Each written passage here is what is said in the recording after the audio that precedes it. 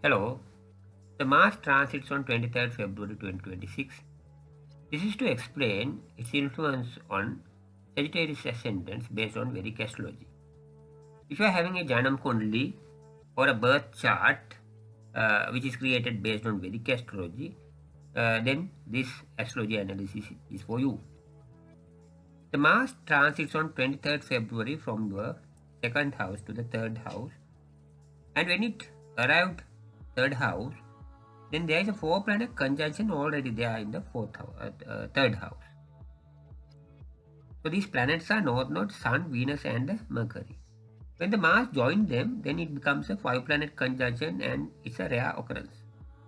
Also to mention that the North Node was there in the third house since 18th May 2025, and it will be there and it will continue to stay there up to 5th December 2026. It takes such a long time for North Node to completely travel across a single house in a birth chart. So its influence is long term. As it moves slowly, its influence is long term. But the planets, Sun, Mercury, Venus, and Mars, those 4 planets are the planets usually takes about 1.5 months to complete a single house in a birth chart, and therefore they influence in short run as they move faster. So, as the 5-planet conjunction is there in your third house, means more planet in the third house. So, more happenings during their stay in the third house. Your focus will be more on the matters governed by third house. Third house resembles more activeness, courage, and your active approach towards your goals, achieving your goals, and also your siblings. And also, third house is belong to the marriage triangle. So the planets they are in the third house aspect the seventh house. Seventh house is the main house which resembles all the matters related to your marriage. Whether you are about to marry or you are already married, or even if you are not married legally and living together for a long time, all those partners and relationships comes under this 7th house. Now let's take a look at the planets which comes to 7th house. I mean, which stays in the third house, not the 7th house, third house.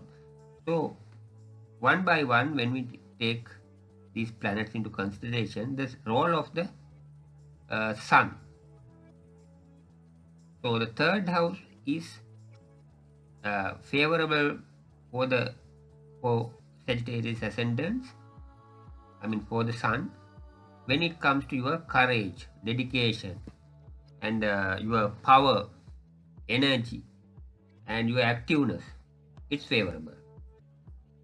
Even the Mars also favorable, because Mars is the most active planet. So it always ready to actively involve in its plans, for your plans. So the Sun and the Mars, they actively or positively involve in achieving your goals. They increase your activeness. And the North Node also do the similar works. But what about Mercury and Venus? Mercury and Venus, they will exert positive influences there, while they will guide you, do your works in a proper way. Not negative way, not harmful way, proper way, and the correct manner or right way. So they also their influence also positive for those issues. And when it comes to your siblings, the influence of Mars, Sun, and the North Node is negative. Their influence is negative. The influence of the Venus and Mercury is positive, but the Mercury's influence, you will not get the Mercury's usual positive influence during 26 February to 21st March, because during that period Mercury will be in retrograded mode. So other than that period, Mercury also will exert positive influences. But when you take this conjunction into consideration, now you must have seen that 3 planets are in the negative way, and Venus and the Mercury only supports the positive direction when it comes to siblings. So mostly negative, more negative, less positive. Even the Mercury also doesn't supports when it is in a retrograded mode. So now the third issue, that means the third matter, these planets are in the marriage triangle, so they aspect the 7th house. These days Jupiter is already in the 7th house in the long run.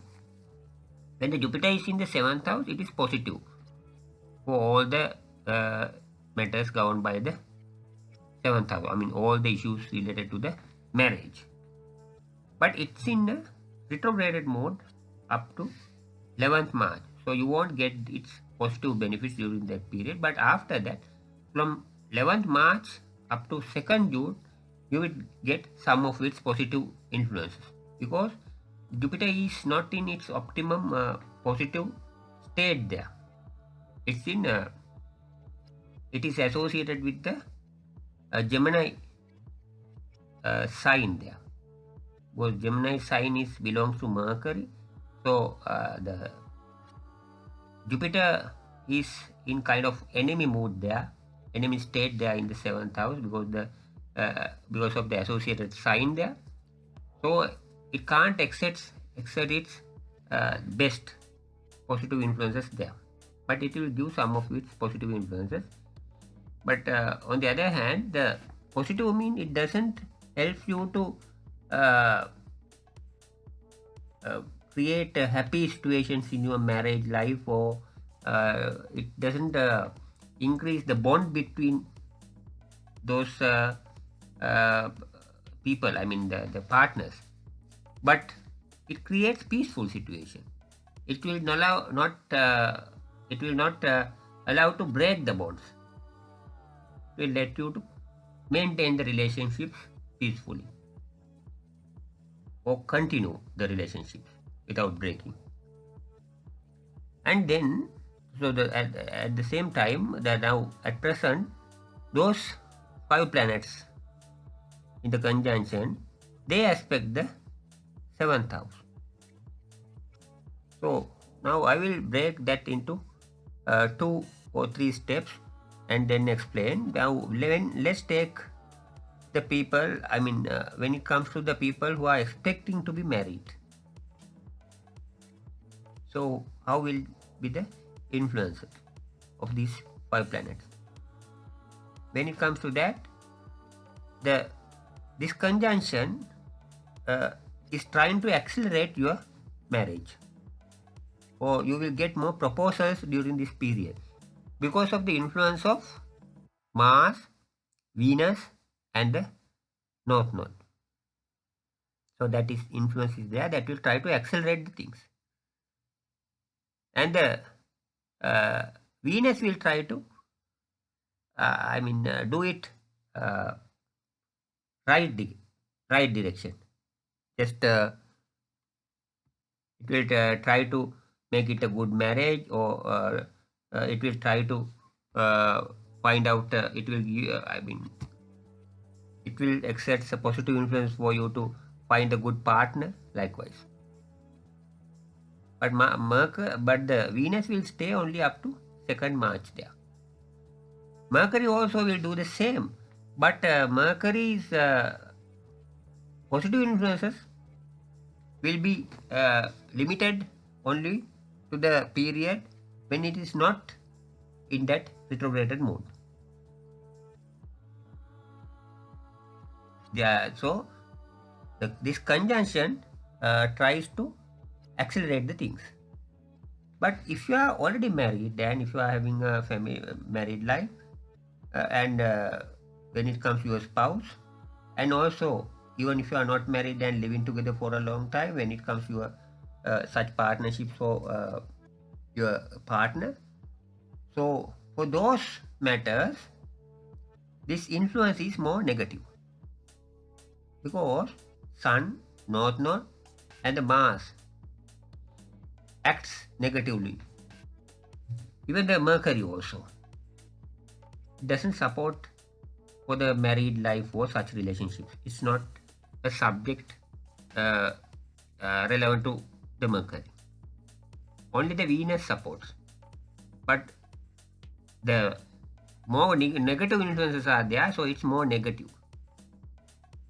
So the Jupiter will try to do some positive things there, but mostly negative influences are there. So more negative, less positive, likewise.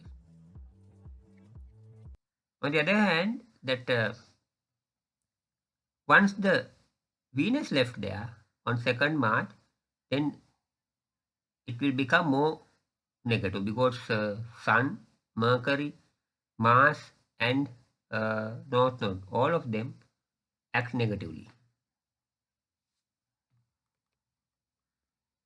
Only the Jupiter is there to support, but still, even though the Venus left the 3rd house, it will become retrograde, it will become exalted. Actually, it will become exalted in 4th house up to 26th March. So it's in its optimum power and still aspect the 7th house. So still Venus exerts its positive influences, and that will give you some support for those relationships, positive support.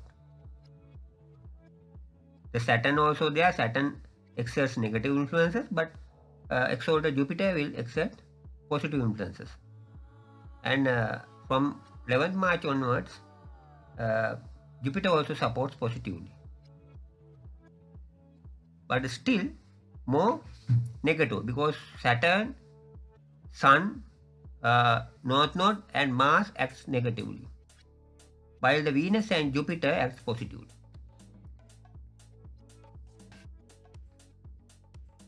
The South Node, during the entire period, South Node is in your 9th house, so no harm.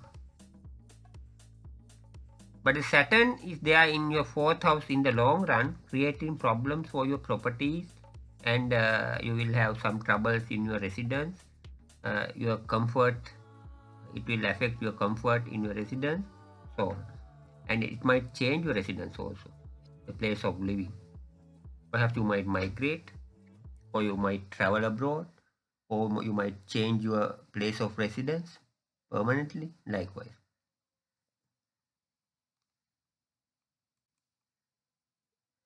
During that period, because Saturn is going to stay there in the 4th house up to 3rd June 2027.